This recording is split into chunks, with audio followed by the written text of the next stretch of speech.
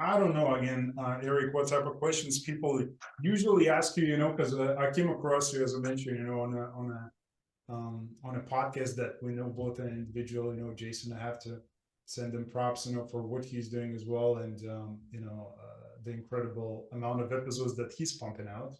So I'm just trying to catch him as well. But then you go and speak on podcasts quite often. You mentioned this is the second episode today, and I don't know if there's going to be a last one today, but I'm sure somebody will reach out, and hopefully more people will reach out because of this episode and say, Eric, I have to get you on if they have a podcast, right? Or maybe you can become a first guest on their show, and share your incredible story, because there's so many different things to talk about and to share, right?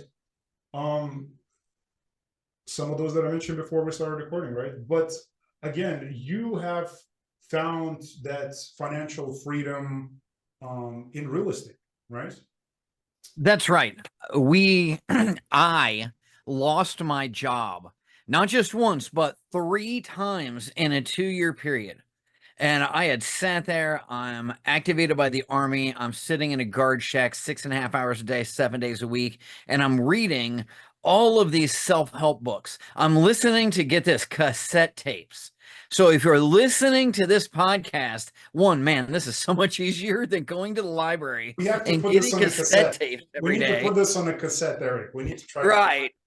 But I'm listening to these and CDs, because they at least had invented those in the early 2000s. Yeah. Driving 40 minutes each way to and from work, 7 days a week.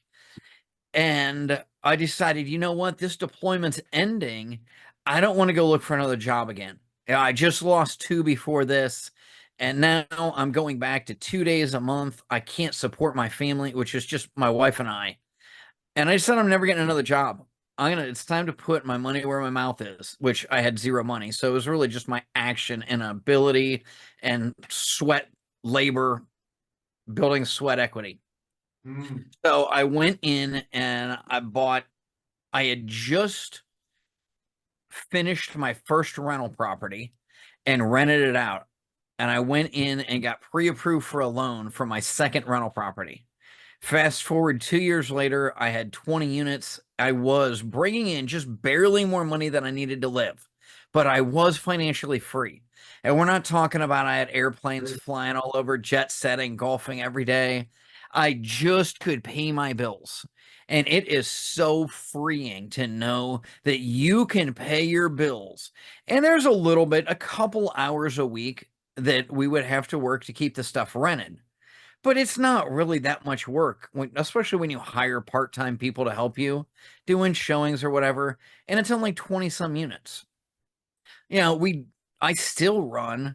I've done over 1,000 rehabs since then, and we run companies. We've had as many as 1,000 units under management at one point in time. I currently own hundreds of properties, hundreds of units, and they're a wide variety. We've got stores, we've got residential single-family homes, 50 and 60 unit apartment complexes, 4 mobile home parks, storage facility, you name it. In the past, we have owned or managed. I've actually owned all that. Oh, throw in an airport, a few airplanes, multiple airplane hangars, stuff like that. Yeah, the typical stuff that people have. Yeah, the key is figure out what you want. And if you want to own mobile home parks because you just went and saw some seminar and the guy's like, oh, they're the greatest thing ever, you get so much depreciation. Well, yeah, you do get a lot of depreciation, and everybody wants to buy them right now. They're just a terrible deal in most places, because the cap rates are so low. If you say, well, I only want to own the big fancy apartment buildings, that's great. Go buy your Class A buildings. That's not what I want.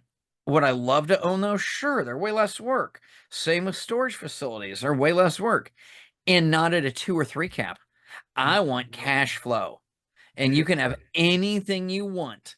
So if you take the cash flow first, which is what it takes to get you financially free, and then over the next, it's been over 20 years now, you start getting rid of the highest hassle properties, you'll realize what good is money if I'm never there with my family. What good is money if it causes me so much stress, I'm in the hospital because I just had heart palpitations or something stupid like that. I'm not saying that's stupid. I'm saying putting yourself in a position to Yeah, have that much stress, you yeah. can make better decisions. If it is driving you to do unhealthy things, you have to figure out, is this the right job for you? Because you've got to do it a different way. And that's what you and I talked about right before we started. You've got to have the health. I think you need to have family. And I put my family above everything else. I see that. I mean, I'm sure Yeah. if you see if you watch Eric and again on social medias because you're quite active and LinkedIn again, that's where we kind of obviously I found you before on YouTube and then I checked your LinkedIn and you can see your family is always there with you. If it's when it comes to posts or just talking about what you do. So it is the main part of your life, right?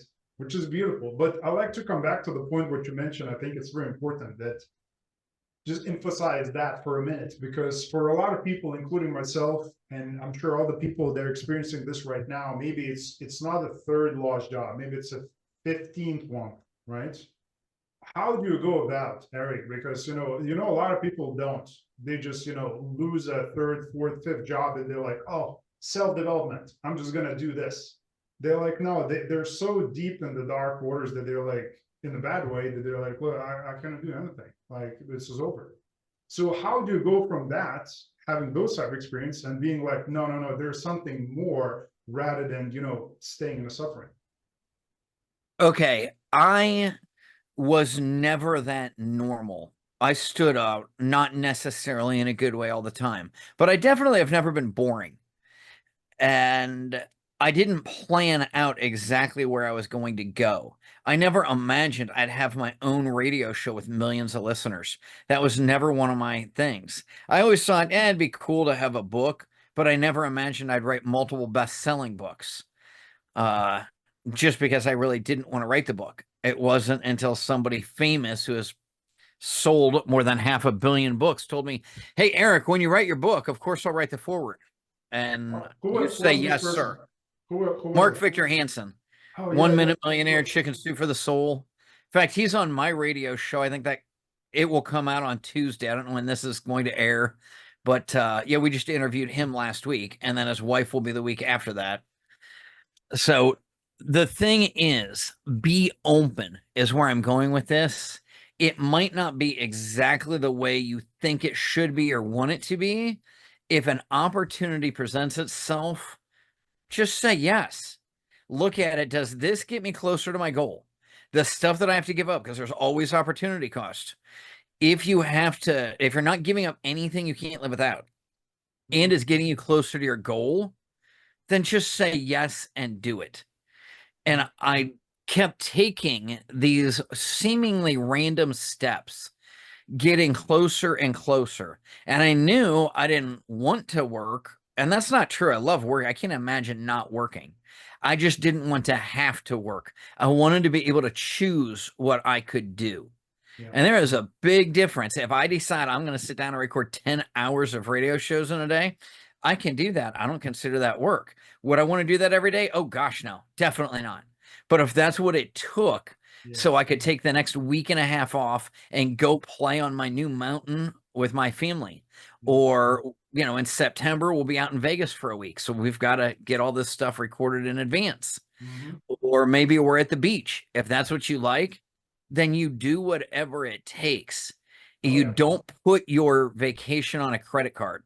You don't use up that time and money credit that you're going to have to pay back with interest. You do whatever it takes to get ahead. And I Mhm. found that I used the things that I had learned in my life. I mean, I had to build my own bedroom when I was a child. My dad, he bought this new house, which was fantastic. I loved it. 24 acres out in the country. The only problem was my brother and I had to share a bedroom. So we built a third bedroom so I could have my own room. And I learned a lot about building when we were doing that addition when I was about 15. And then I was a platoon sergeant in the Army. I learned a lot about leadership as I did that. And it were all of these different experiences. It wasn't that I sat down and read some self-help book. It's that I could apply what I already knew and use what these guys said and say, oh, that's how that fits together. Yeah, I have some experience. I could do that. And then I had the guts to take the jump and say, yes, I'm going to do this no matter what. And I also had my wife that at the time, she was never not supportive. But our whole thing was when I first got started, I said, Lila, you do whatever you want. You can be involved or not, but you do not ever tell me no. Mm. Okay. And I had a really good friend and mentor still. Larry is still a good friend. And he said, yeah, my wife told me that you can go out and play with this real estate thing until the first time I actually have to pay our bills. And when you're not paying the mortgage, you're going to get a real job like every other man out there. Well, that had to be 50 or 60 years ago. And he is definitely not slowing down in real estate. And now he's like, oh, Eric, I got to retire. I said, Larry, you're not going to retire. You've been saying that for 20 some years since we met. He goes, no, really, I'm over 70. And Julie tells me I've got to sell off a couple of these properties. So every few years he goes through that phase and he sells me a handful of properties with owner financing. It's fantastic to have a mentor like that. Yeah, no, that's so cool. And again, with you, Eric, that's what I like about you and the interviews that I watch. It's very similar to what I'm experiencing right now, and I'm sure the people who are especially watching this episode also.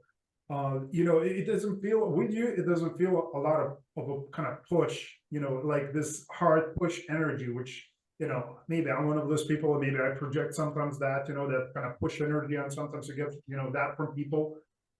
With you, it feels more zen, or as Bruce Lee said, and you talked about that, especially when it comes to finding the next speed they can bring to your financial goals. Is like, be like water, my friend, be like water, right? So that's how it feels when I talk with you. It's like you're very flowy, right? And obviously I think that's part of it, how you've been able to achieve the success, right? And have this balance, because there's always something missing for people, as I mentioned at the beginning of the our interview. That's either health is missing or family is missing, because there's so much involved with the business, and that comes first for how many people, right? Like that's the Right. first, and family falls on the second or a third, and and you pay the price, right? You don't see your kids growing up, like all that, as we know, right? So, but again, you decided to go with the real estate, right? And again, if we clarify, so that was the first, you kind of got involved with the residential properties first, right? I bought a single family home. I did all the rehab on my own. I did the show. I did everything. I am not necessarily recommending that. In fact, if you're just getting started and you think you can save money, well, you might have to do that. And sweat equity pays a lot better than management. Management's awful. Yeah. I know. I own a construction company. I own a real estate brokerage and management company. Heck, I even own the aviation company that flies us around. So all of these things grew. And if you need to do something, you've got to focus on your traits. If you're a waitress or a bartender, then that's literally who I look for to rent my properties. You should focus if you can manage people, and that's a key. You've got to take responsibility no matter which way you go, and you've got to manage people. If not, you might become financially free, but you're always going to be tied to the game. You're never really going to be free. You're never going to be able to walk away and take a couple week vacation and not worry about, well, what if somebody moved out? If you're the one guy or girl that has to control everything, just let go, accept that, yeah, they're probably not going to care as much as you because it's your money flowing out. They're probably not going to be as good as you, but they're going to surprise you. They will come up with a way to do something better that you never saw. And it's a lot easier to hire 5 people and not have to go to work than it is to be there grinding 80 hours a week and missing your kids' dance recitals and ball games. So those are the things I would say pick. If you want to get into real estate, either pick the management side. If you're awesome at sales, then go out and negotiate, get great deals, do all the leasing, and hire contractors to fix everything. If you're good at swinging a hammer, then you go buy the houses, you evaluate the properties before you go in. You should know what it costs, and you should get the best deals there. And you swing the hammer, and hopefully eventually you start running the crew. And then you hire general contractors to run the crew as you're stepping one step and another back from the active day-to-day of the business. That's where you get true freedom. Yeah. I would say pick what you're the best at and focus on it. Forget what they teach you in school, where they say, oh, well, you need to. No, if you're terrible at sales, hire some young waitress. Trust me, they handle conflict resolution well. Yeah. That's exactly who you need. How do you know Eric? I mean, because obviously you probably need a good wife, maybe some good friends that can give you a good, honest opinion on what you're good at. Because sometimes, you know, you can do some of the tests, and I don't know what's it called. I did the test, Tony Robbins one, like a month ago, because I just wanted to see, you know, what the test was about. Can I look at some of my traits? And I was like, oh, okay, that's right. You know, even though that wasn't good to hear or good to see, but I was like, yeah, that's what it is. But where do you get that opinion in terms of what are you good at? Because sometimes we could be biased. Oh yeah, I can do this. I'm good at sales, but you actually suck. So how do you find out? Look at what you do. If you think you're good at sales and you're a used car salesman and you're making $5,000 a month, you're not that good at sales. If you are Or maybe you're constantly in the lazy or need top some three, guidance, or do you think there could be some components that are missing? They can take them to the next level, or they just no, you should be doing that. oh no, there's always things that can take you to the next level. Yeah. Anybody can learn how to do anything. I would say with one caveat, they've got to want it, because there are some things I just don't want. And while I could really focus on it, I'd be miserable. It doesn't fit my core strengths and my personality. And that's where it's fantastic to have my wife. And what's really interesting, my 17-year-old took over right before he turned 16. So I have a 15-year-old I put in charge of a real estate company. He is the chief operating officer, the COO. This kid went out and bought a brand new truck and paid 3 payments on his brand new pickup truck before he had a driver's license to drive it. He became a millionaire at 15 and owns 50. He just sold a duplex. He might have 48 units. Never took money from me. And so you can do it, but he's not like me. He is terrible at rehabs. He cannot deal with the pressure and the contractors. Mhm. I get people really, when I first got out of the Army, they would cry and quit. I was terrible at having women work for me. And even the men, if they weren't, you know, in your face, big burly construction workers, I worked great with soldiers. I was a good platoon sergeant, some people would say. I know the people that worked for me absolutely loved it, because I might be the worst person in the world, but you could be guaranteed nobody would ever mess with you other than me. So no matter what happened, everything stopped with me and nobody bothered you. And that's how I started being the military instructor. And that was not a good fit for the civilian world. I had to overcome that. Yeah. And I wanted to overcome it enough, because I was tired of people getting mad and quitting, Yeah. that I changed my core, my characteristics, who I really was. How So tough, what I, how tough for you was that change to make oh, that? it's terrible. Yeah. I actually had this, and it took a bunch of very strong females in my life to show me you don't have to be the ultra masculine guy to be an incredible leader. And that was just such, I mean, seriously, I jump out of airplanes and blow stuff up for the first half of my adult life. My dad was the platoon sergeant in Vietnam, also airborne. And so this is all of my strong role models were men and were very in your face. And to see these very quiet women that are every bit as good a leader and never have to yell at you, that was fantastic for me. And one of them even sentenced me to watching chick flicks for a month. So no more Dirty Dozen. Here I am watching Sleepless in Seattle. And I had to look and see a different way of doing things and start thinking differently. So yeah, I would say anybody can do anything they want if they want it bad enough. That's just crazy. And if you remember what I mentioned a good 10 minutes ago, that you know you have this kind of flowy, be like water, my friend, right? So imagine the change, because I mean, for me, we having first time this conversation. Obviously, I watched your interviews, but I haven't seen, some of the real you, when you were in the army, the Eric that was in your face, Eric, right?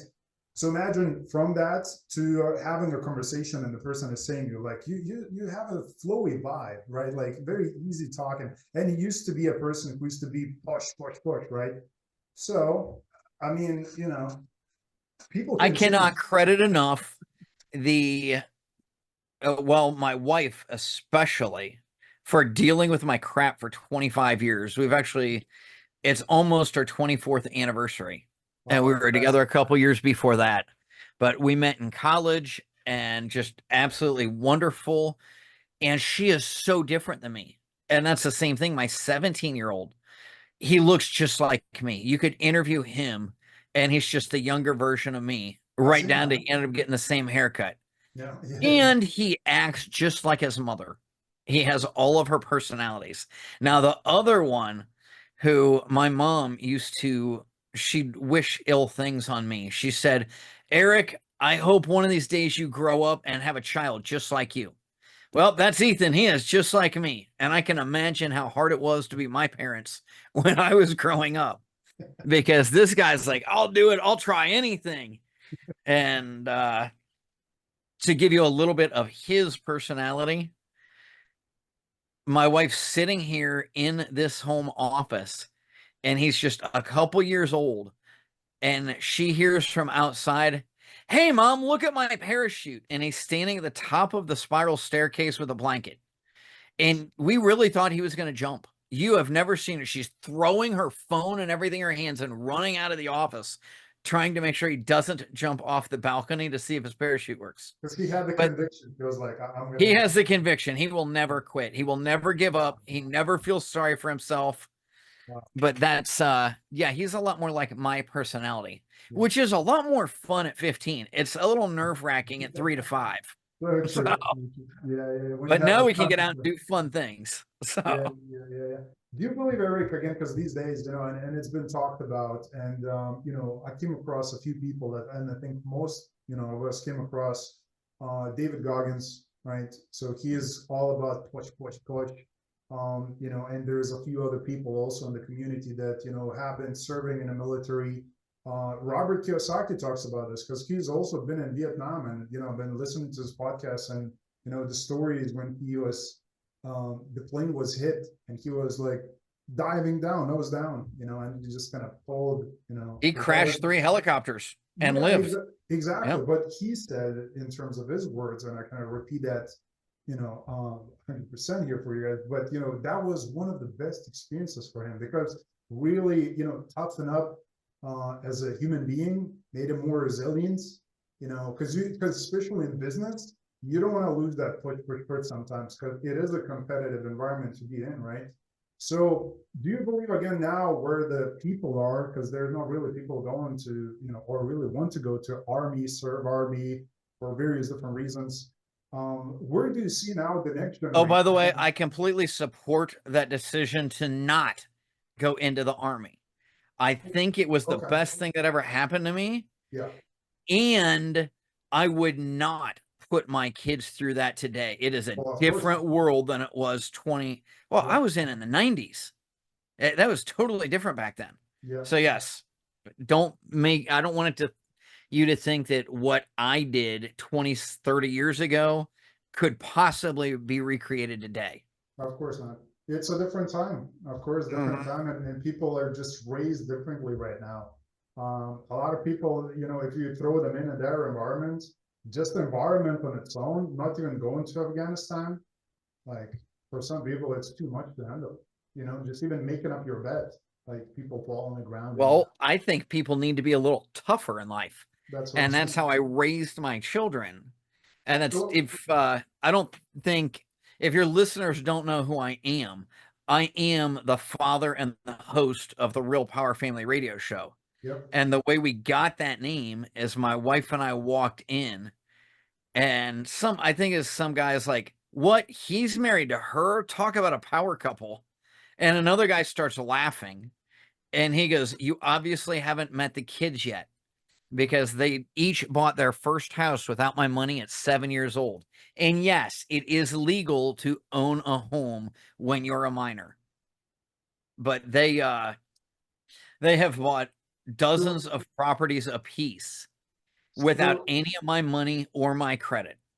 yeah, which is, I mean, for people to hear that, at 7, they're like already, there are people who are in 40s, 50s, and they're like, I don't have. So how do you, again, as I asked before the interview, coming here also for selfish reasons, because I have a 1 year old as well, and I know that ladies are involved in real estate and businesses, and again, if they see that example, so part of that is, show me, don't tell me, right? Because with kids, you can tell them whatever you want, but until you show them what example, you become a leader in your family, it's a different story. But what did work for you in terms of raising your two boys? Like, what practices have you applied, and what do you kind of changed over time, or applying today when it comes to that kind of general business knowledge, mindset, and the values that you project?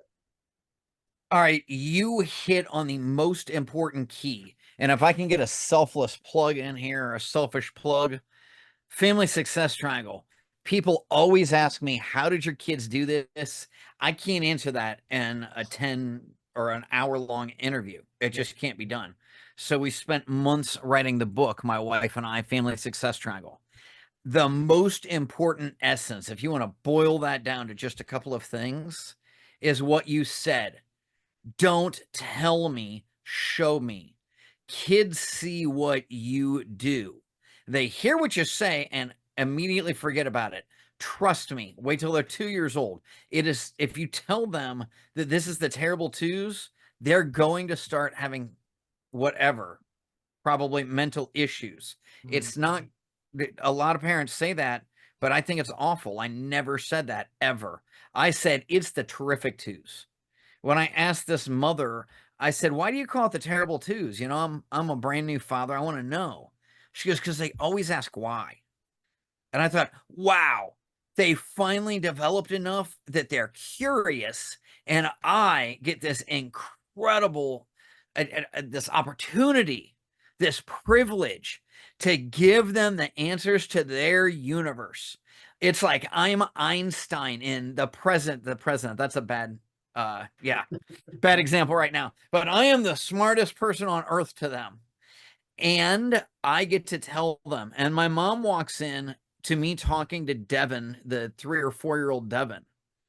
And I'm explaining how the refraction of the light through the water molecules that are suspended in the air makes the sky blue. And she's like, "I don't think he wanted that much of an explanation, Eric." And his eyes glaze over. He's like, "Mom, why is the sky blue?" So I would maybe go overboard with the science background at times, but I always answered his question no matter what. yeah, And that allowed them to ask better and better questions, refine their questions. yeah. You're not raising children. If you think you have a 1 year old daughter, right? Daughter, if Oh, you yeah. think you're going to raise her, raise a child, you are wrong. You're raising a mother. You're raising a wife. You're raising a successful businesswoman. I don't know what she is going to grow into, but you are raising an adult, Yeah. and you are gifted with the care for roughly 18 years. Hmm. And what you do is going to affect her for the rest of her life. Yeah. And it's very important for that fatherly figure to be there. And I think you have to know that you can't teach her some of the things she needs to know. Mom needs to do that, or some female influence. Mhm. Yeah. And I just focused on, it was easier for me. I don't know what I did if I had girls, but it was easier for me to raise my two boys. And I gave them the traits and characteristics that I thought made me successful. Mhm. And what I didn't do is I didn't come home. I'm betting many of your listeners out there that they have 30 to 50 properties and they just got stuck, or they say, "I'm good enough. I don't want to go any further." Mhm. Is that a fair assessment? Of course. Doesn't it seem like every real estate group you go to, all the big guys have 50 properties or less Yeah. because they can't let go? And Mhm. then they wonder why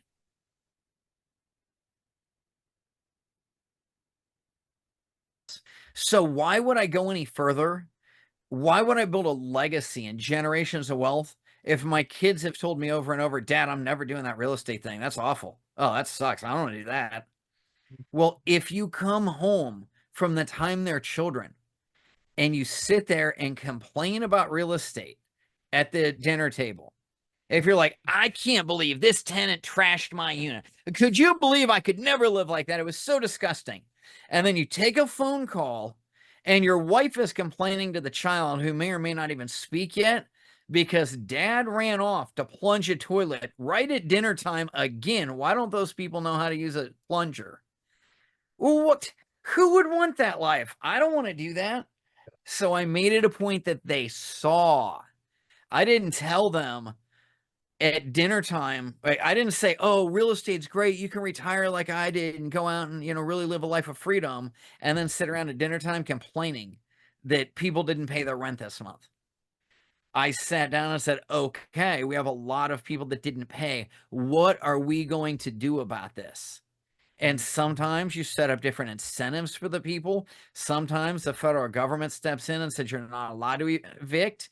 And that gave me the great opportunity to teach my children that our governments are not always right. And sometimes we have to stand up and fight. So we sued the CDC and beat them in court. And that was a really good lesson for my children to learn. They see what you do. They might hear what you say, but if you're incongruent, if you say, just do it because I said, that's another huge lesson. Never ever tell your daughter, because dad said so. Are there times where you need to grab her hand and jerk her out of the street so she doesn't get hit? Of course. And then you turn that into a teaching moment and say, listen, remember I keep telling you, you got to look before you cross the street? Did you see how close that truck was? That's exactly why. And you teach with the examples that she is bound to give you every day of her life, and let her see with her own eyes why these things I'm telling you are important. And if you can't explain it to her, perhaps you should question yourself as to why am I teaching this just because my dad told me or my mom told me? Exactly. So there's a lot of reflection has to be done because this is a, we talk about real estate and businesses, and you have, more than a few of those, right? And important positions, important businesses that employ people, and things are very serious, right? But, especially in my eyes, because I'm a new father, so it doesn't get more serious than raising a child, right? Most important thing in the world. Because it's a different type of responsibility. Like when you run a business, if you have an office, 5, 6 p.m. came, you lock the door, you come back home, you don't even remember about this.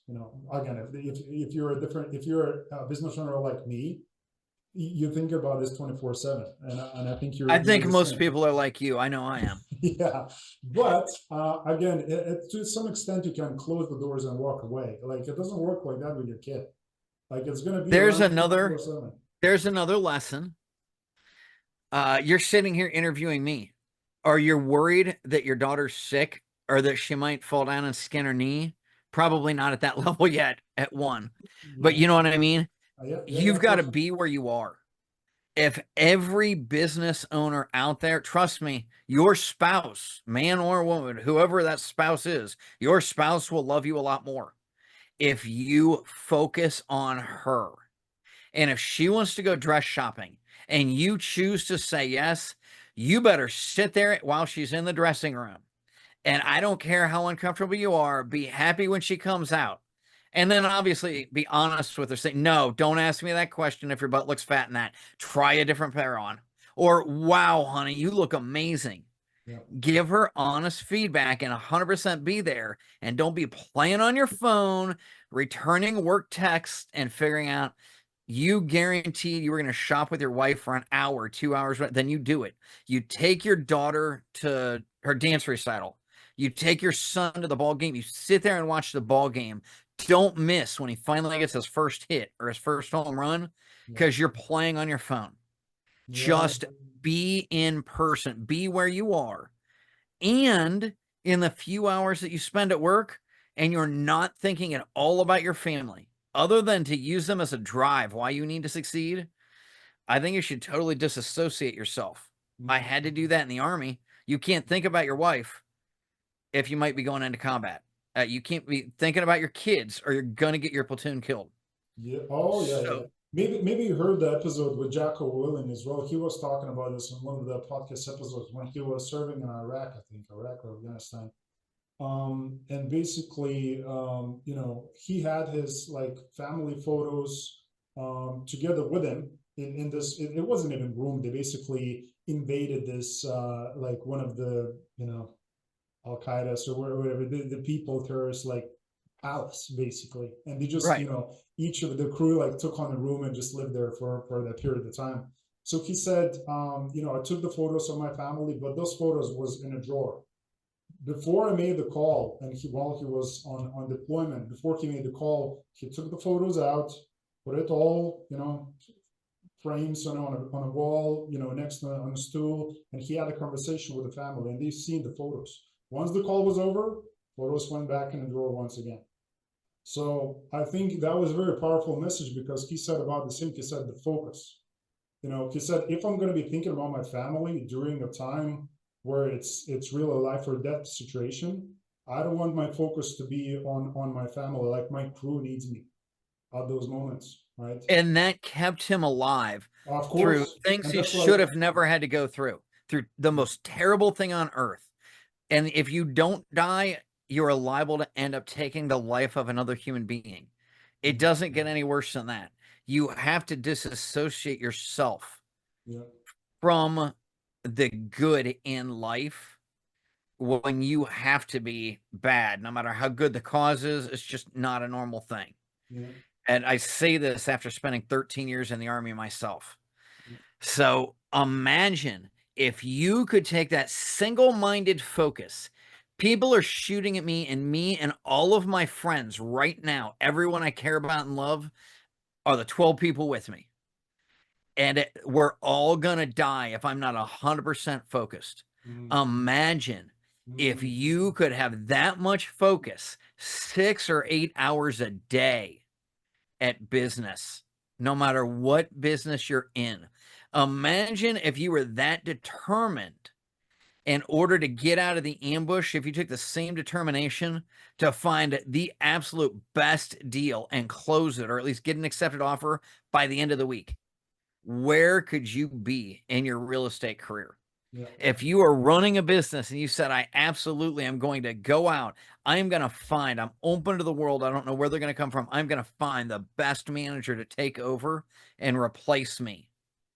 Imagine how much stronger your business would be if you could take yourself out of the equation and hire the best. Then it leaves you free and your mind can go out and be creative and you can expand and grow again and build another division, another company, buy another property, start another business, whatever it is.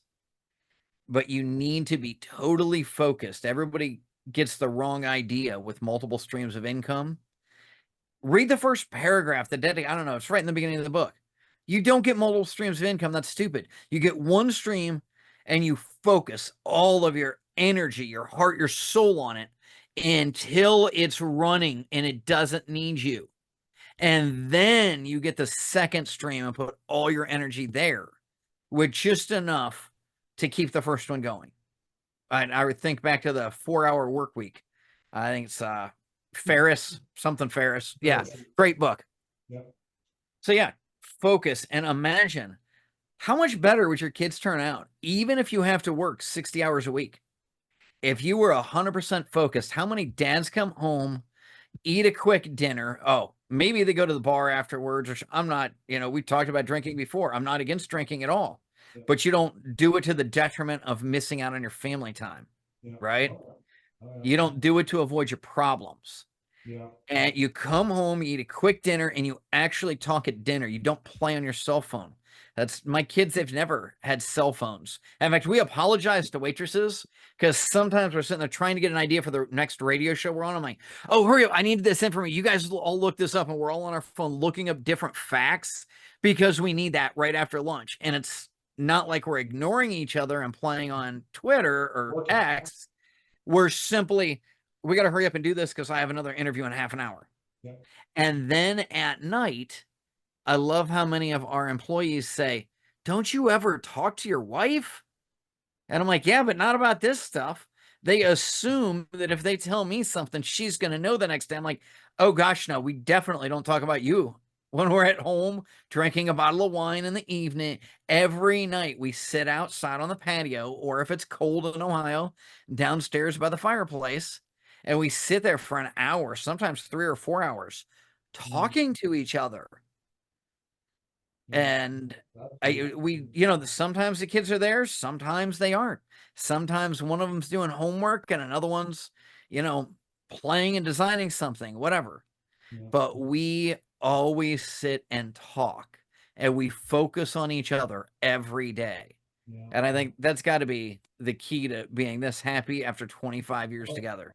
It definitely is, because there are some things that people can do, and I've been studying Tony Robbins, for some time. Because you can make your own recipe. It's like a pot of soup. You put in Tony Robbins, Robert Kiyosaki, Tim Ferriss, Jocko Willink, Goggins, whatever you want, and you make your own soup, and you apply and see what works for you the most.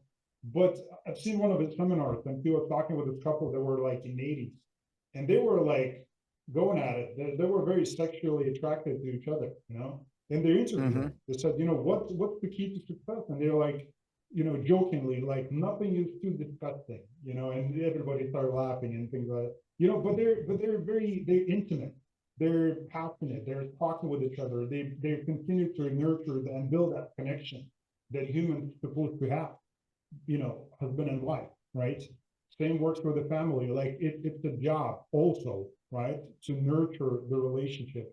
Naturally, like the gravity is going to pull everything down, just like everything happens on this planet, right? If there is no flat line, things are not going to stay the same. Right. If you're not growing, you're dying. Exactly. You can't stay even. Yeah.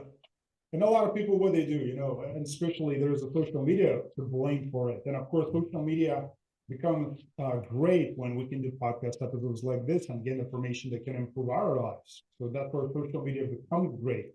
But also social media becomes a place where people, you see this, you mentioned at the dinner table, and there's kids, there's wife, and everybody's just doing this, whatever, playing game or browsing, looking at nothing, right? And it is an issue between families where the connection should be built instead of connection with this, thing, right? That's the thing. You've got all of these things tie together. Yeah. That you've got to be focused. You actually be where you are. If you're with your family, be with your family. And if sometimes I like to unwind, it's been a couple of weeks since we turned the TV on. I turned it on and watched a movie last night for the first time in weeks. We just bought a mountain in Tennessee. So we're going down there about every other week and spending 4 days. We spent half the week there and then a couple days working. And there was this old camper left there that we're cleaning up and rehabbing and making stuff work. And oh boy, was my wife happy when the shower started working and had hot water, which took us till our third trip down to get the right supplies to make the water hot. But now we've got that working. And we got this camper. There's hundreds of DVDs in there. There's a big screen TV in there. And I'm like, who goes camping in this absolutely gorgeous area in the mountains of Tennessee to watch TV? And somebody said, oh, well, it does rain sometimes. Well, guess what? It rained when we were there. So we drove all the way into town, found a Lowe's, and bought this huge canopy. Then we could sit outside in the rain, not get wet, and play Uno. But we can play a card game with our family. I don't need TV to entertain me. Sometimes I just want to go and just not think about anything. So the kids frequently go to bed by the time we do turn the TV on, but it's never on before 9 p.m. We go days without turning it on. We're far more likely to go out and see a movie. And then it seems like during COVID, they quit making good movies. I was so glad when Top Gun came out. It's like, oh, the first good movie in years. Yeah, just don't. How much time do you need to spend glued to a device? Oh, Says the guy you're probably watching on YouTube right now. yeah. So, Exactly. Exactly. Well, hopefully you're not watching this while spending time with the family. That's my right. point. Yeah. And we do, well, our thing is Mike Maloney's gold and silver videos. I Oh, yeah. love, he has, He's awesome. I had this. right. Yeah, he's We great. sit around and frequently, at least once or twice a week, we go out on the patio, we'll watch a 15-minute video, and that gives us enough stuff to talk about because it's financial. It's not our business, it is our wealth, our long term, and that leads into new radio show ideas, Mm, which lead, as you can see, every part of my life is completely tied together. yeah, My family and my business and my investing, that is my family success triangle. it has. The Yeah. better our business grows, the more money we have to invest. The more investments we have, the more time we can buy. I can buy the time I used to spend mowing. I can buy back the time my wife used to spend cleaning the house. She wants to buy a butler. That would be awesome to have somebody to answer the door and cook all the time. But we're not, we haven't done that yet because I like my privacy a little too much. But yes, you can buy your time back. Yeah. And that gives you more time to raise your children, which then can grow up. And if you're excited and it seems fun, they might be interested in your business, which makes your business grow so you can buy more investments so you have more time. It's just a positive feedback cycle. Oh yeah. Oh yeah. That's the whole essence of the triangle. That's why I love it. It keeps making every part of your life better every day. Yeah.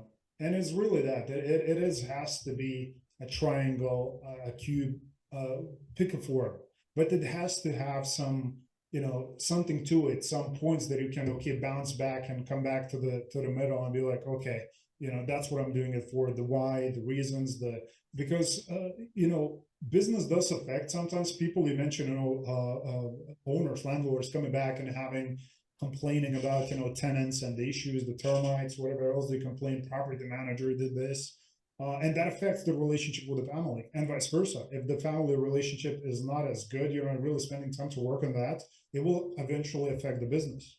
So, and it's very And if tied all in. you have is bad tenants, trash, and toilets that are breaking, Yeah, why would your children want to inherit your they can either inherit your legacy and you can have generational wealth, which yeah, I teach all the time in my travels, or you can have tennis, trash, and toilets that are nothing but a big complaint, and they're going to hate that and do anything they can to make sure that they do anything except for real estate. yeah. So maybe just a general advice again for people. What did because people are always interested to hear like what books, what people read, and because obviously information sometimes, and that's why I do this podcast because it's information.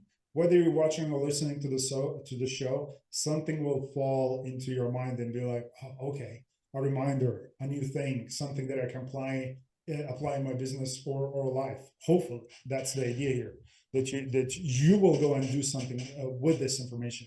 But what did change your life, in terms of a mentor, a book, an advice, and what right now your kids, what type of form of education? Again, you do a lot of mentoring for them. What about books? Going in seminars and watching videos. Like what is the combination? So what worked for I you? could talk about that for an hour. If Please. you look at the bookshelves behind me, Yeah. you can see that's barely a touch, is barely the tip of the iceberg. Yeah. So I would say starting Dr. Seuss, Oh, the Places You'll Go. That is the appropriate book to be reading to your daughter, and be very afraid of the waiting place. We have had whole episodes on that. I love that book. There is no person that is too young to Right. get a financial and business and real world education. So, Oh, the Places You'll Go by Dr. Seuss for a 1-year-old. There you go. And then you've got Devin wrote a series. There's only 2 of them out so far. The Atlas Gold series, Yeah. and published by the Mark Victor Hansen Library. But that is my 17-year-old. He published his first book, wrote it at, was it written at 10, published at 11, or written at 11, published at, yeah, I think it was published at 11 for his first one, on how he started buying real estate. And then he decided he wanted to write books for young adults, teenagers and young adults. So you have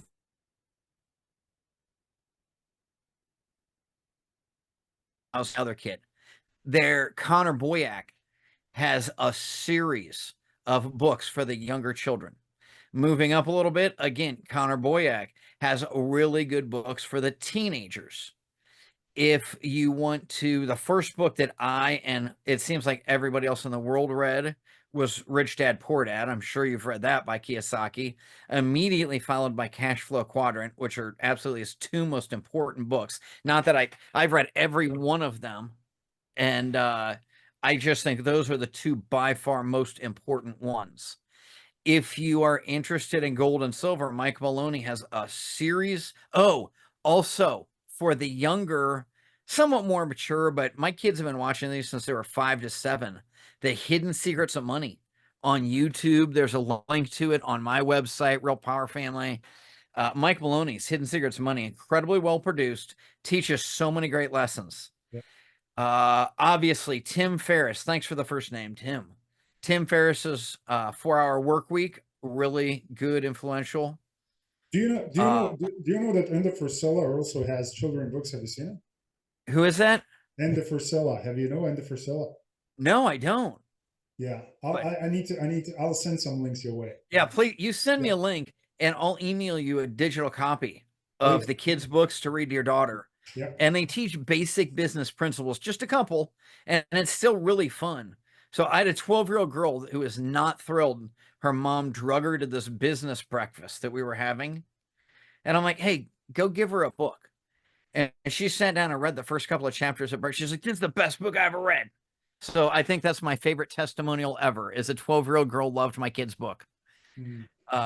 Yeah, we wrote, I never wanted to write. Everybody told me, you got to write a book on real estate. You did so. I'm like, yeah, but not like Kiyosaki did. I mean, Robert Sheeman, look at all these greats. I'm not going to go against them. So when somebody finally said nobody has ever done, or their kids haven't done what you have encouraged your kids to do, that's why I wrote Family Success Triangle, that talks about how raising a family is the same as starting and growing a business. And, you know, business, family, and investing is the triangle I keep bringing up. But that's so important in life. And then you find, what do you want to know? Guide to Investing in Gold and Silver, Mike's first book, is a fantastic one if you're into that. The Bitcoin Standard is one of the best books I've ever read before you start buying Bitcoin. There's a link. All of my favorite books we add. If you just go to realpowerfamily.com and click on announcements and resources, it has a list of all my favorite books that I think are the most influential. Obviously, The E-Myth by Michael Gerber and Think and Grow Rich by Napoleon Hill, which is also a movie now. I mean, these are classics everybody needs to read, right? Yeah, no, that's an incredible list, and you keep mentioning also Mike Maloney, which Mike also, he's also part of their Rich Dad Poor Dad advisory team as Correct. well. Yep. Yeah, I need to get him on this show. I haven't called him yet. We'll get him on here. He's just beyond amazing, because when I read his book, and people confuse his book Gold and Silver, they confuse it with being about investments in gold and silver, which of course he talks about in a book. Yeah, he obviously talks about that. Yeah. That's where he brings in a lot of money. That's his company. Yeah. Just like my company is real estate. But it teaches, it's like the Bitcoin Standard. If there's 12 chapters in it, I think Devin's on chapter 8 or so. He said, Dad, I thought this book was supposed to be a bit about Bitcoin. They haven't said a single thing about the ledger or Bitcoin. It's just all monetary history. Yeah. And it's very simple. Oh, if you can do it, The Creature from Jekyll Island. Now that is an unbelievable book. And it is above what many people would want to do. Yeah. And then you have Basic Economics. Devin actually just finished reading that. I haven't read it yet. Yeah. Basic Economics by Thomas Sorrell. And the stuff that my kid was teaching me out of there, somebody recommended it to be, it's a great book to teach your high school kids economics. This thing's 600 pages long. I mean, this is not a small book. And Devin, he just went on Amazon, ordered it, and burned through that. And he's like, yeah, I'm going to pick up some other some more light reading, Dad. And the next book he decided to read was the Bible. So everything ties together. And it doesn't matter what you believe in. I know people are all don't talk about religion. You need to understand it one way or another. And maybe you're the born again Christian, and maybe it's just you look at it from a scientific perspective, but you cannot learn less.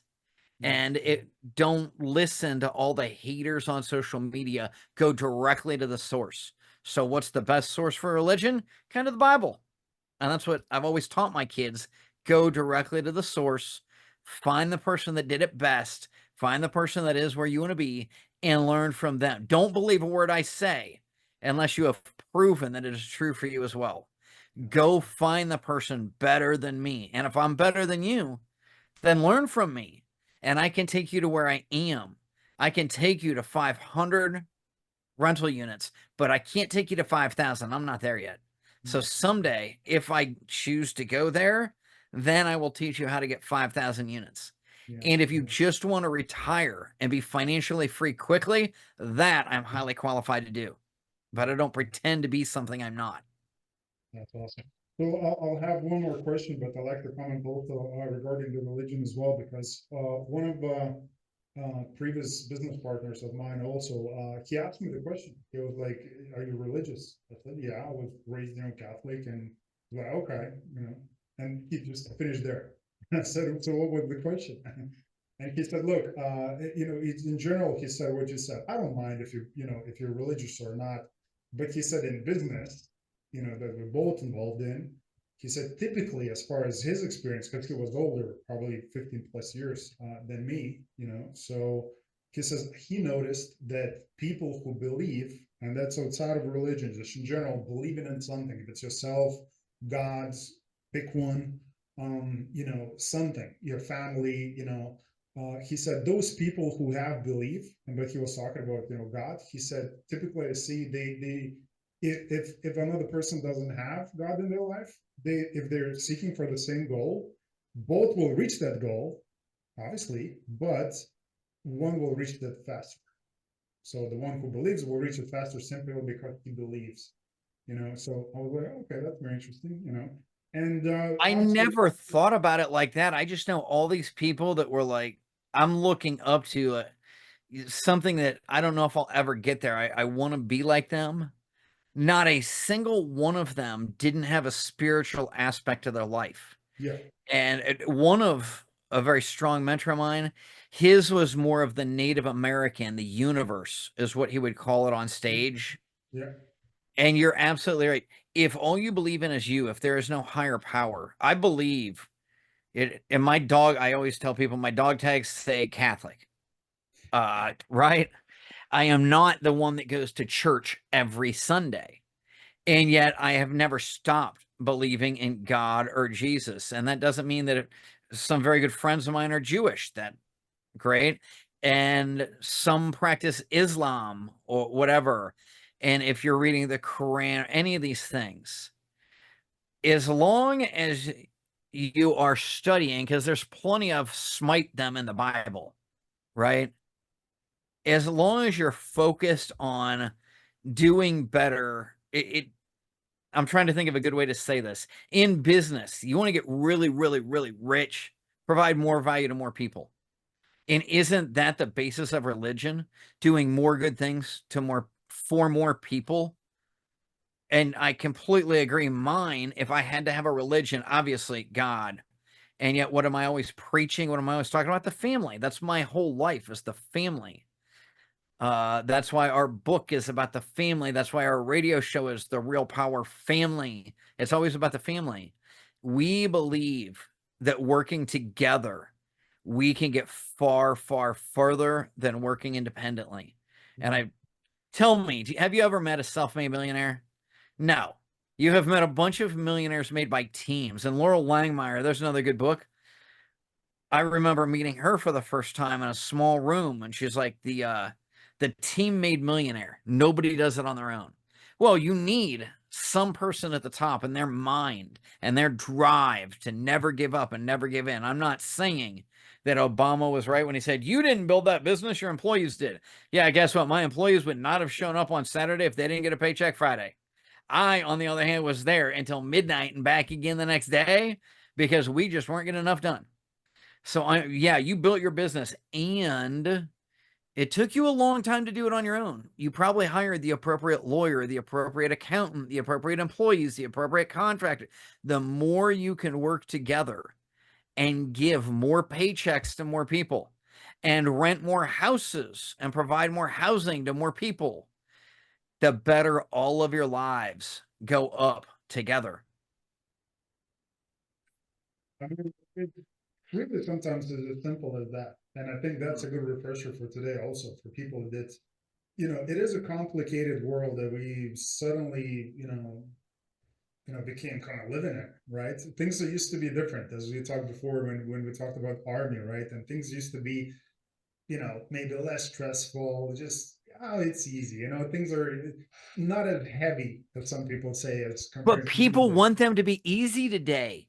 Yeah. I remember, I'm like, you're not serious. They actually had stress cards. I go, whoa, whoa, whoa, hang on. Let me raise my hand.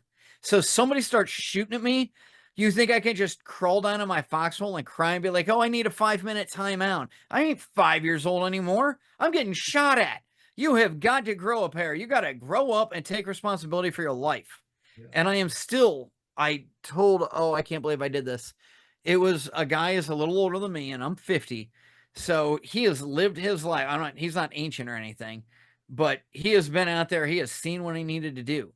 And I had to tell him today, I think I was talking more to myself than him, like usual. I said, you got to step back and realize you're not their daddy. We have these 26, 27-year-old guys that have their own couple of children and their own girlfriend or wife. And I'm telling you, one of the responses was, I think their daddy should have beat them as a child just once and I'm not talking beating, but they needed a spanking every now and then. They needed to be held accountable. They needed to be taught responsibility. Yeah. Because now I remember getting 20-year-olds in the army that they thought they joined an army of one. They thought that everything was there to revolve around them. And it's gotten far worse since then. Now I'm hiring contractors that are 25 to 30, and they've got their own kids and still can't take responsibility for their own life. And they said, like, how do you know how to do all this, Eric? I don't know. Maybe I was just raised to not have my hand out and not count on other people. I was expected to make it work no matter what hand I was dealt. Here you go. If people looking for answers, I mean, you got it definitely, because and I just sense, I mean, I talk with a lot of people, on the show and outside of the show as well, and there's difference when you speak with the different generations. You sense, a difference in terms of how they look at the world, what they believe in, and obviously, I'm super happy that there's people like you, Eric, and I'm very, very honest that, are out there with their shows, with their podcasts, appearing on other people's podcasts like today, and projecting some of those values. Because I believe those are, in my opinion, are the right values, right? Thank you. And I don't know if they're right, but they will make you successful. Oh, yeah. All I know is the results. Yeah. And you can't get instant gratification. You can't take the easy way out and think you're going to get ahead. Yeah. But if you do what no one else will do today, you can't have what no one else can have tomorrow. So the last question I wanted to ask. So again, now you're kids, right? So we're talking about the future, generation, legacy, right? So how is this going to look like? Or maybe just your vision for Ethan and Devin, right? So what's next? Wow. Like I said, I've always wanted a mountain. So I went out and I bought myself actually 2.5 mountains in Tennessee. And I'm getting a couple more chainsaws. Just got my Alaskan chainsaw mill.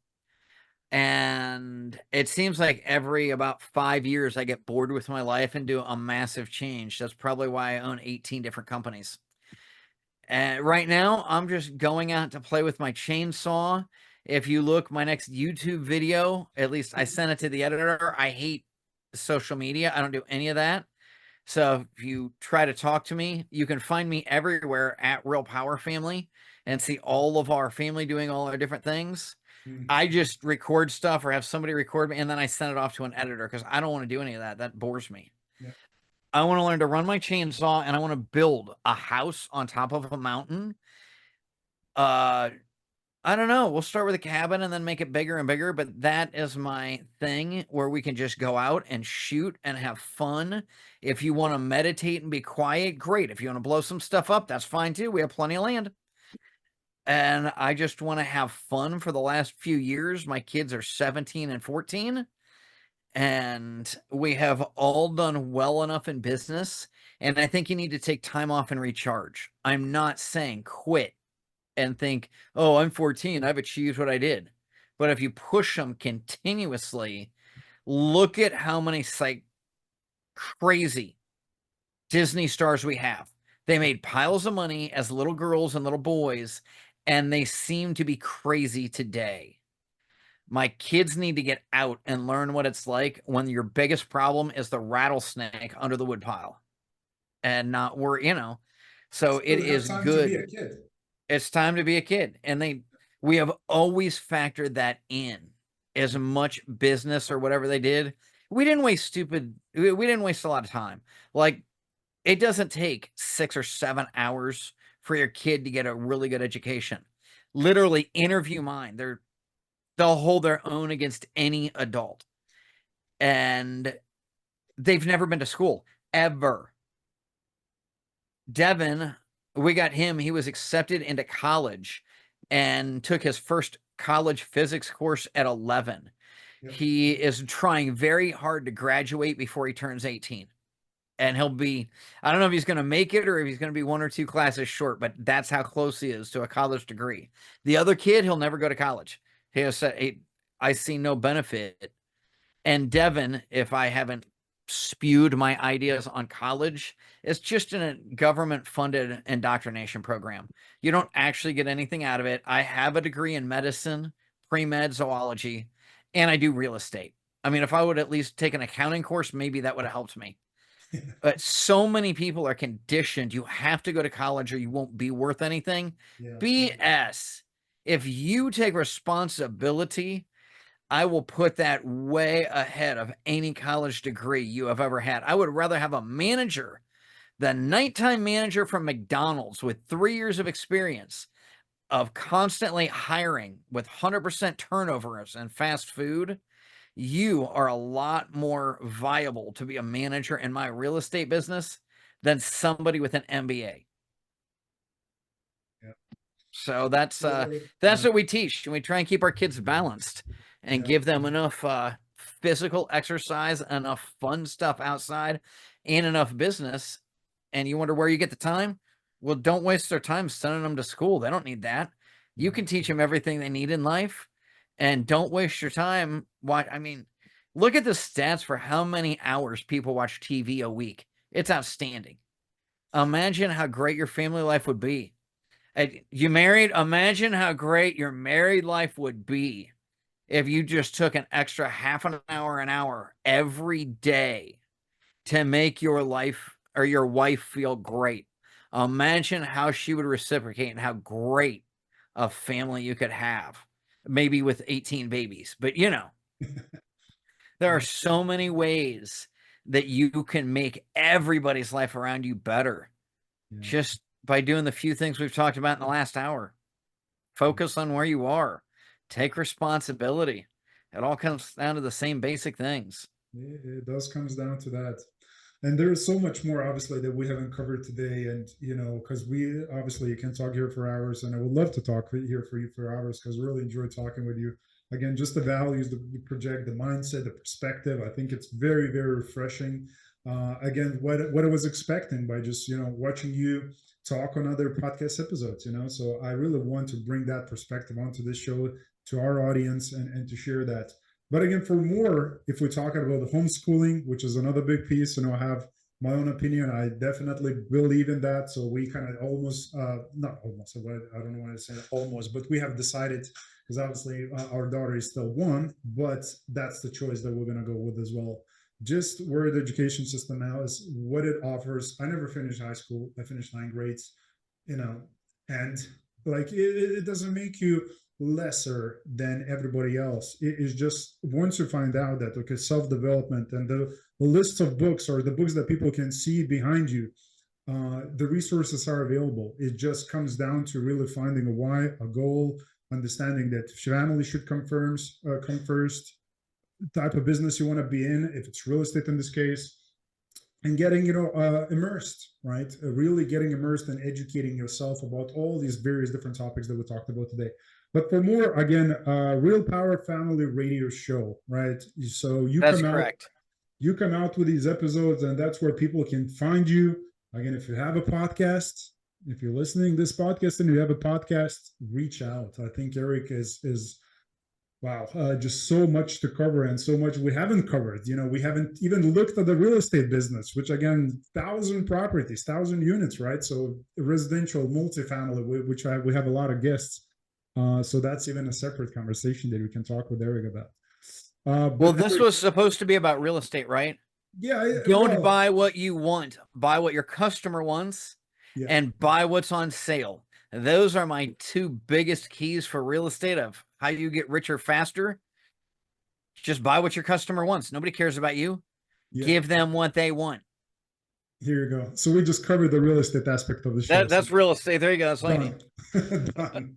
Awesome. Well, Eric, look, I really appreciate you for coming on the show. Thanks for your time, for spending this good, like an hour, almost and a half here with us today. And look, I really wish you nothing but more of what you already have right now. Look, pleasure always. Again, we'd love to chat with you sometime in the future and bring maybe different perspectives sometime as well. But for now, thank you so much. Cheers. You are very welcome. Thank you for having me.